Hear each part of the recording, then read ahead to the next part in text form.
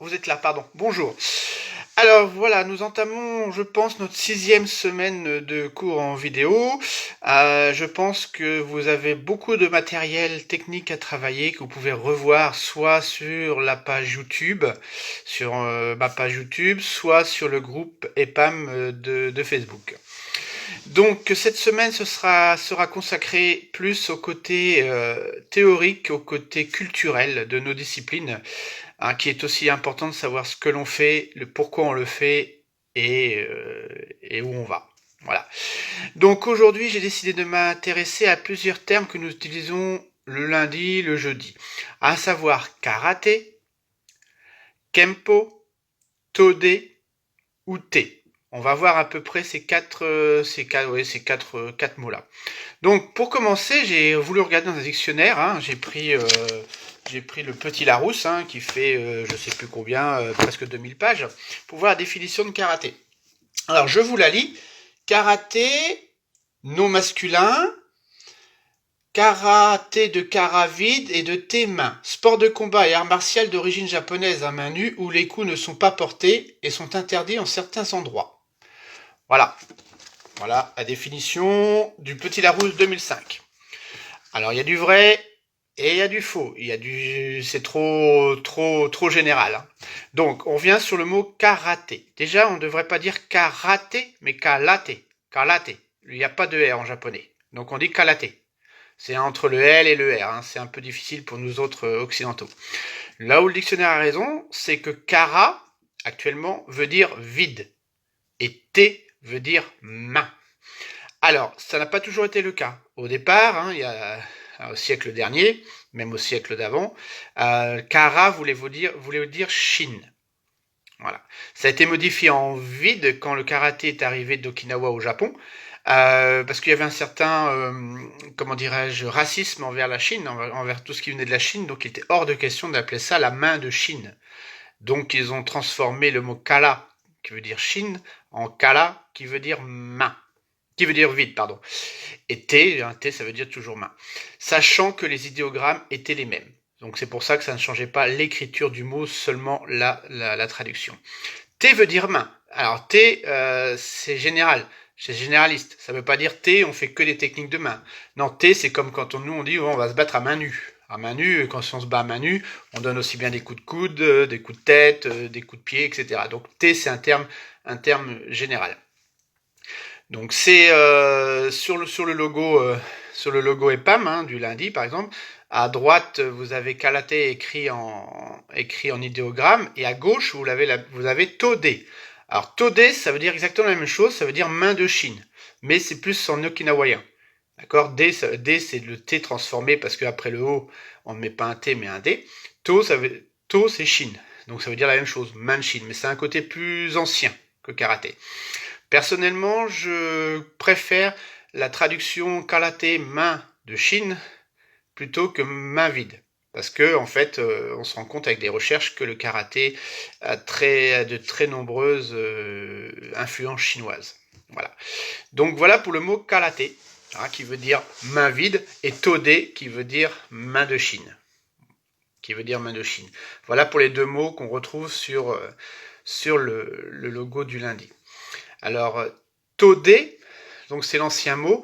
À Okinawa, avant, ils appelaient ça tout simplement te, la main au Okinawa te, la main d'Okinawa, ou ti, dans le langage okinawanais. Parce qu'il faut savoir qu'Okinawa n'a pas toujours été japonais au sens large du terme, mais avait sa propre indépendance, son propre dialecte.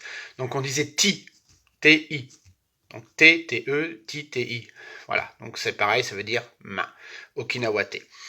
Donc, un troisième terme que je voulais aborder, c'est le terme de Kempo. K-E-N-P-O, qu'on retrouve dans le logo du jeudi. Alors, Kempo, Ken, c'est le point. Po, c'est la voix. Po, c'est comme Do dans le karaté, Do dans le judo, c'est la voix. Donc, Kenpo, donc là, c'est pareil. Le P, le Do, le Do s'est transformé en Po, suite pour la romanisation.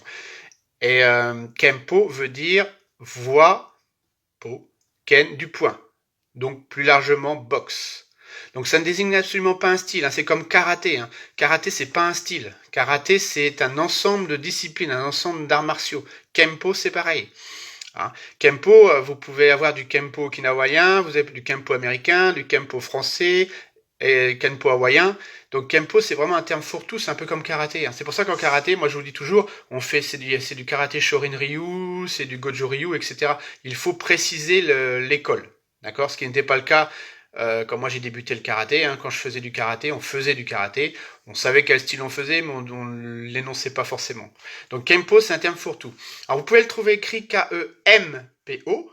D'accord. Alors là-dessus, il y a un grand débat qui a eu d'ailleurs été sur Facebook il n'y a pas très longtemps. Pourquoi avec un M et pourquoi avec un N?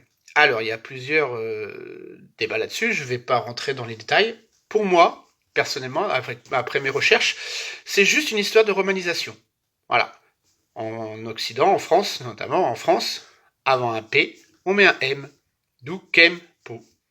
D'autres pensent que c'est avec un M, c'est plus une origine chinoise, etc. Mais là, je suis pas supra méga convaincu. Et donc, voilà, Kempo. Kempo avec un M, parce qu'il y a un P après. Donc, Kempo, Karaté, ce sont un peu des termes interchangeables. Hein. Il y avait des styles, de toute façon, au départ à Okinawa, on les appelait Kempo, Karaté. Jutsu. Jutsu veut dire technique, savoir-faire. Voilà. Donc je voulais faire un petit point sur cette terminologie par rapport à ce que vous avez sur le logo EPAM et leur signification. Donc je rappelle, karaté, main vide ou main de Chine, todé, main de Chine, te, main, ti, main, kenpo, voie du poing, plus largement boxe, kempo, c'est la même chose. Voilà, j'espère que c'est un petit peu plus clair pour vous la sémantique et que ça vous a intéressé. Si vous avez des thèmes que vous voulez aborder très rapide, vous voyez, même pas 10 minutes de petite vidéo, faites-le moi savoir et le lendemain je vous prépare une petite vidéo là-dessus. Et donc ouais, cette semaine on verra, il y aura peut-être un moment où j'aurai envie d'en faire une, mais pas de vidéo technique. Voilà. En tout cas, prenez soin de vous. Posez-moi vos questions si vous en avez. N'hésitez pas, je suis là pour ça. On essaie de maintenir les PAM en activité malgré ce confinement. Donc moi de mon côté, pour vous en toucher 2 mots, de mon côté je continue à m'entraîner, je m'entraîne tous les jours, matin, après-midi, et je fais un kata le soir avant de me coucher. Je suis des cours par vidéoconférence via Zoom, je ne sais plus où donner de la tête parce que tout le monde s'y met. Donc j'ai presque entraînement via Zoom presque tous les jours. Voilà, donc c'est très enrichissant, j'ai découvert des choses que je n'avais pas encore pratiquées, soit avec des gens aux États-Unis, soit en France, mais voilà, c'est quasiment un cours journalier, hein, d'une heure, voilà, très intéressant, donc voilà, je continue, et pour l'activité du club, normalement, à partir de la semaine prochaine, je fais une compétition en ligne de kata Kyokushinkai. Donc, c'est une compétition internationale que la Fédé de Kyokushin organise. Et on aura une liste de kata. On tirera ça. On choisira dans la liste le kata qu'on veut présenter. On le filmera. On l'envoie au jury. Et voilà, c'est comme ça que ça va se passer à partir du 1er mai. Donc voilà pour les activités du club. Vous avez vu, je suis rentré dans différentes écoles. Hein. C'est pas pour pratiquer 36 000 choses, c'est pour toujours chercher à agrémenter et à augmenter mes connaissances et puis après pour vous le redistribuer. Voilà. Donc même si je suis confiné chez moi et que je vais peut-être reprendre le boulot dans 15 jours, voilà, mon activité martiale n'est pas au point mort et continue pour être au top et vous retrouver tous en forme, je pense malheureusement pas avant septembre, à part si cet été on a le droit de se voir, on pourra peut-être essayer de s'organiser quelque chose. Voilà, bon, je vais arrêter là. Voilà, posez-moi vos questions, je vous souhaite une bonne journée et je vous dis à demain.